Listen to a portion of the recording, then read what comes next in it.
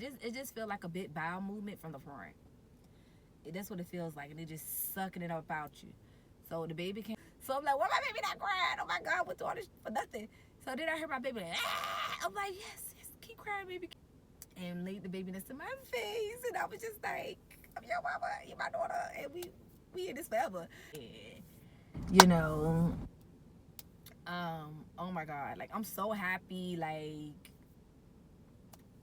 yo, like I can't express how happy I am. It feel like this is my wedding day. It felt like, and I was like, oh my God, honey, the baby don't know what to do. I'm scared for my life. Dude, getting cut open on all these medications. A couple hours later, they bringing you your baby diaper.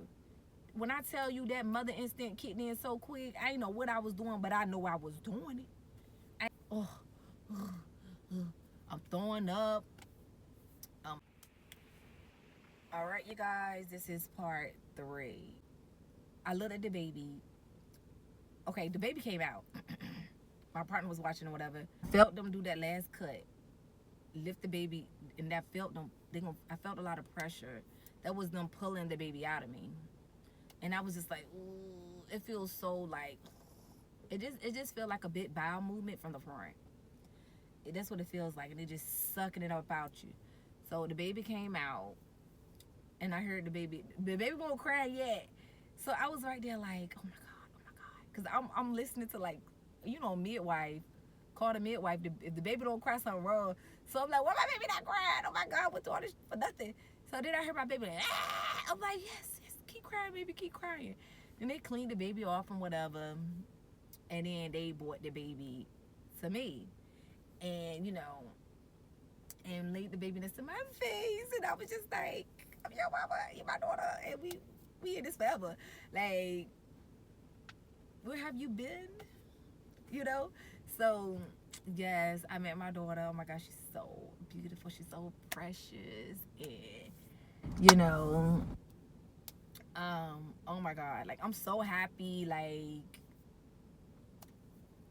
like, I can't express how happy I am. It feel like this is my wedding day. It felt like, I don't know, it just felt so good to me. Like, this the happiest moment, one of the happiest moments of my life, besides my other two.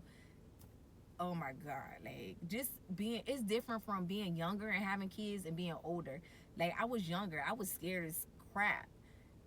This time, I was scared of the C-section, but I wasn't scared of the baby. Then I was like, oh my God, honey, the baby don't know what to do. I'm scared for my life. This time, I embraced it. And okay, so after they take her out, give her shots and all the stuff that she needs and whatever, and they sewing me back up. So I don't see her for a good 30 minutes because I gotta get sewed up. She go out to nursery. Then we get to the room. We wake up in the room. So when we get to the room and whatever, I'm doped up. I'm like, I got a catheter in me. I'm like, it's going down in that room, you know. And while all this going on, like, they roll the baby in, like, going through all this, what women go through after going through getting cut open on all these medications. A couple hours later, they bringing you your baby. And I ain't trying to be funny, but this one thing I gotta say: women need a round of applause around here, because it's not that we don't want the father to do it, but most of the times they don't know what to do. As a mother, it kicks in naturally. Like, it's been a long time since I changed the diaper. When I tell you that mother instinct kicked in so quick, I didn't know what I was doing, but I know I was doing it. I ain't make up no excuses. I just was like, I don't know. My hands started moving. It was natural. I mean, it been so long, but it came back. You know what I'm saying? Why in pain? I'm still sitting up. I'm throwing up. Um, I was going through it, but I was doing what I was supposed to do. What I had to do, what I needed to do for my daughter. You know? And I was amazed at what I just went through and what I could still do. You know? The baby was crying. breastfeeding. I had to learn how to swaddle. I'm just learning how to swaddle now, y'all. That's my swaddle was ugly for the first week. The baby was breaking out of the swaddle like, yeah, you didn't do that right. I'm like, oh my God. But when I started getting the swaddle right, the baby would cry because the baby was like, dang, now I'm stuck in here. So that happened. Like I said, just make sure you utilize the nursery while you can. I wouldn't overuse it, but if you really need like 3-4 hours of sleep, go ahead and send your baby to the nursery, and just have your partner check up on your baby and get you some rest. Because once you get home, you ain't getting no sleep. You barely getting any sleep unless you got a sleepy baby. Because you still got to wake up and feed that baby. So I say that. So yeah, what else happened? Yeah, mainly just bonding with the baby. I ain't really, I had my baby at 8:25 at night, so I didn't really want to call nobody. So I didn't really call nobody till the next day. I wanted to bond with my baby by myself. I didn't really want too many people in my face, you know. And yeah, I'm also gonna do a video talking about, it's been a long time since I had a baby, so I want to do a video talking about the stuff that you really need when you go in that hospital. Because you be online looking at videos and you think you need all this stuff, and we gonna talk about it because we're gonna do a video on it. Because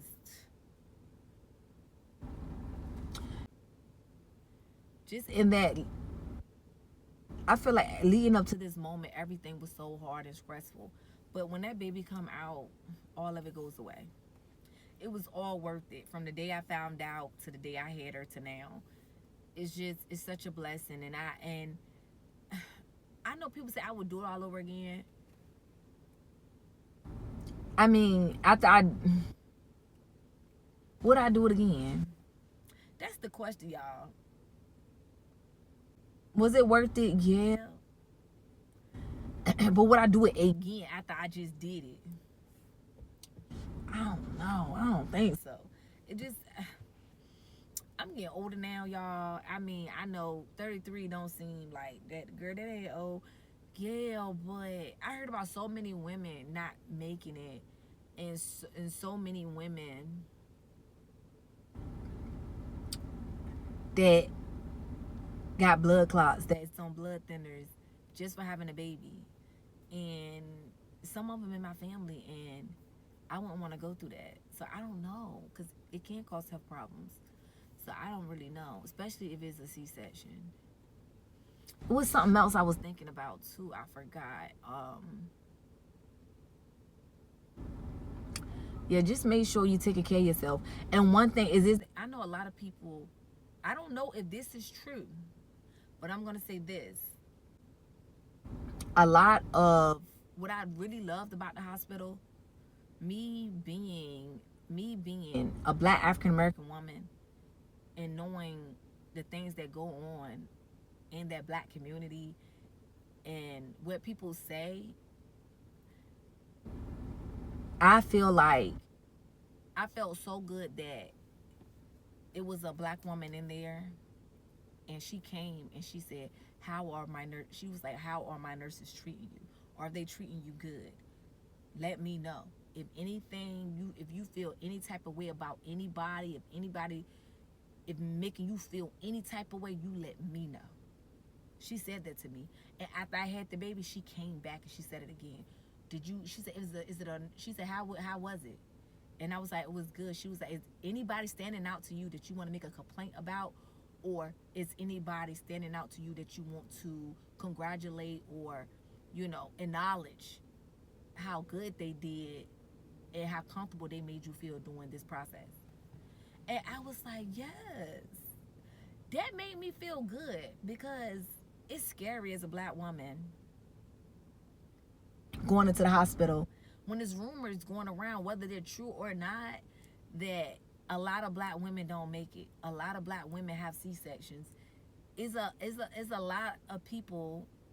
A lot of people can be against you in this situation, but to have that lady there really made me feel good, because it was like, that's something that I was scared of. It's a lot of stuff that happened during my 9 months that I didn't talk about because I didn't want nothing to happen to my baby. So now that I'm at that point where I done had my baby, I can't make my complaints because I didn't want to make them, and then, you know, they can look at, they try to do something while I'm on the table. So I wanted to wait. So let me tell you, just like with fast food, don't have no attitude with somebody that's about to feed you. Don't have no attitude with somebody that's about to cut you open and do surgery on you. Cause your life is in their hands. Be careful. That's all I'm gonna say. So I was nice. I was like, hey, everybody, like, don't kill me. Let me stop. But I'm just saying.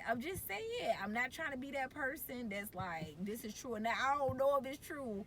But if you look at the world, it, you know, it might be. I don't know. Like, I ain't trying to put it on nobody, but, you know, it is what it is, y'all. Anyway, thank you so much for tuning in. And I think this is the last part. After this, I'll talk about like the postpartum when I'm home and all that stuff, and what I'm doing to,